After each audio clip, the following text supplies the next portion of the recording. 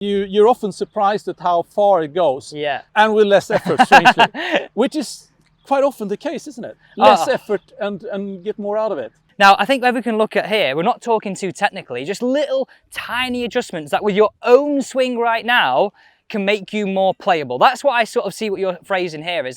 So we're joined by Niclas Fasth, a 6 times European Tour winner. Now, an interesting story here, you won't remember this. I actually caddied in a group where you were playing in a European Tour event at the time. So this is very weird for me to be stood on the tee asking you about your game. Now, I really want to get into this. You mentioned you're part of the national team coaching back home in Sweden. Yeah. And I know a lot of people right here almost get maybe some misconstrued advice about driver. So I want us to clear a few things up and I want you to give us one of your best tips for driver. Yeah, what is best is probably individual, but there are a few basic things to consider to make things easy for yourself. And as always, we don't really want to force things.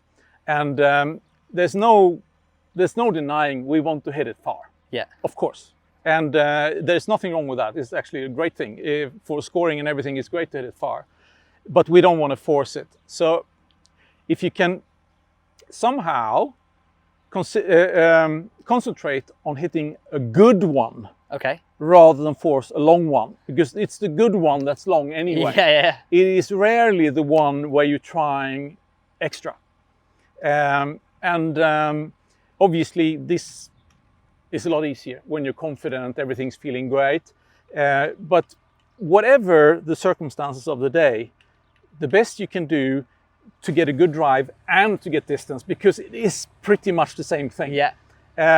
Is to relax and do your thing. Okay. Some days are going to be better than others. Yeah. And we have to accept that. But, you know, living with it, just letting it happen, may make a very average round turn into a pretty good one on the back nine. Because I think a lot of people will stand on the tee and really try and force it. So let's put you in a scenario here. If you're coming down the stretch, knowing you need a good one, knowing you need a long one, is there anything that you're concentrating on more, doing more, being aware of? Is there any little like snippet that everybody could take into their game? Oh, it has to be for everyone as well. Oh, right? well, no, let's just put it in your shoes. What would you do? Well, you typically need a good one all the time. Yeah. If you need extra distance, that is sometimes available by hitting a shot that makes the most out of the wind. Yeah. You wouldn't shape it into the wind, you would shape it with the wind. Yeah. But this is certainly not for everyone. No. If you want some extra distance downwind, should you hit it a little bit too hard, should you get a little bit too much spin, it's not going to hurt you downwind. Yeah.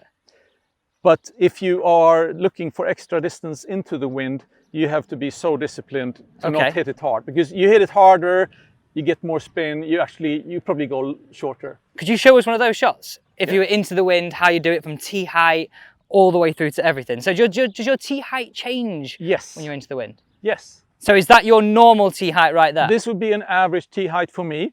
And, you know, again, this is personal. I don't mind people teeing it up higher. Okay.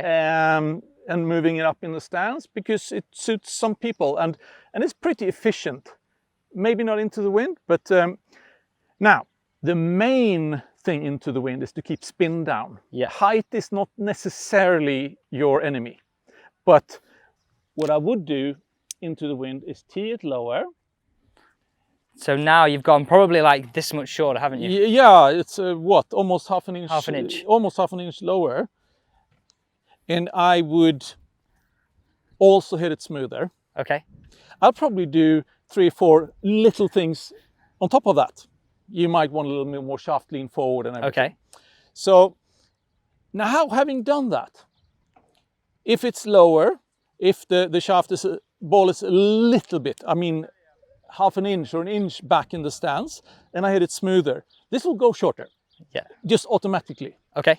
So the little stuff that is personal to me to hit this shot will really be personal. It will be, you know, you find your way to get comfortable, and you take a fair few percent off power-wise to to get this to shoot lower, it will fly somewhat little bit shorter, but not all that much, and it will run further. So you're often surprised at how far it goes. Yeah. And with less effort, strangely, which is quite often the case, isn't it? Less effort and get more out of it. I say to so many people watching this channel, even the people I coach at home, you're better off feeling it smoother, find the middle more often, and actually find the middle of the club head. Over the course of 18 holes, your ball speed is probably going to be higher, which results in further drives. That is so true. And you know, over the course of a round or over the course of a season, it's the average that counts, isn't it? I never think about it like that. I always think of it, that drive on the day, that is what I'm going to give an absolute hit to. I get that. I get that. But even downwind, you want to give it extra, to hit it further. The risk of just losing a few % quality in the contact, you will lose that distance anyway. So should we go downwind? Yeah. If anything, you tee it up higher. You can tee it as high as you like. Okay. You don't actually have to hit it harder. You just tee it up higher, you move it up in the stance, and make sure you get a nice solid one. Again, you don't have to force it. It will launch higher. Yeah. Without extra spin. Because the ball's teed up higher. Yes. And further in your stance. It will simply hit it more on the way up. It's not something you need to do deliberately. It just happens as the ball is further up. You tee it down, move it back in the stance, hit it smoother. You don't actually have to do anything. It will go low. So it's summarizing that for everybody right here. It's essentially, it's the same swing. Yes.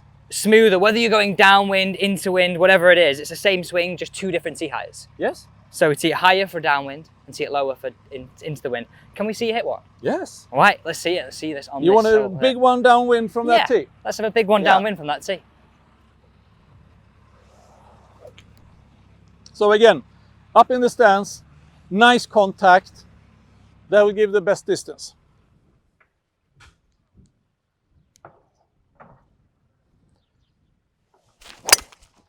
Oh, that was nice, wasn't it? How good was that?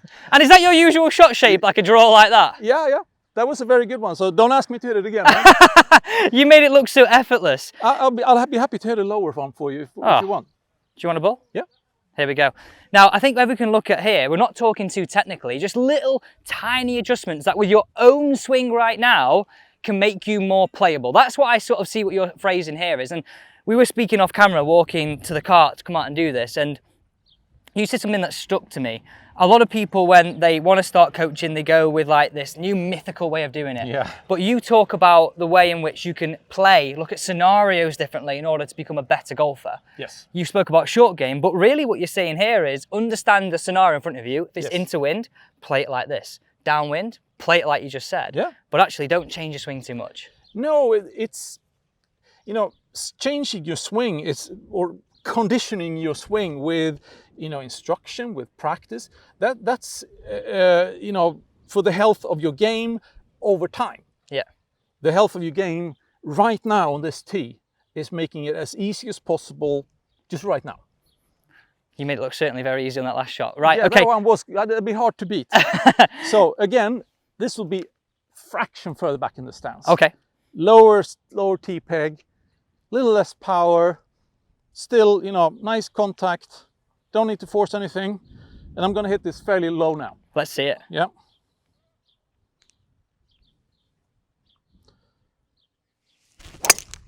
Oh. That wasn't too bad either, was it? Tell you what, this is just an exhibition here. You better come with me in next tournament. Hey, I'll get on the back, I'll carry. Yeah. This is so interesting. So, this is Niclas's first one. Think how the high launch that was, unbelievably high, and it was so impressive. Equally as impressive was this one. This is the second golf ball. Now, they finished, what, 5-10 yards apart, if that?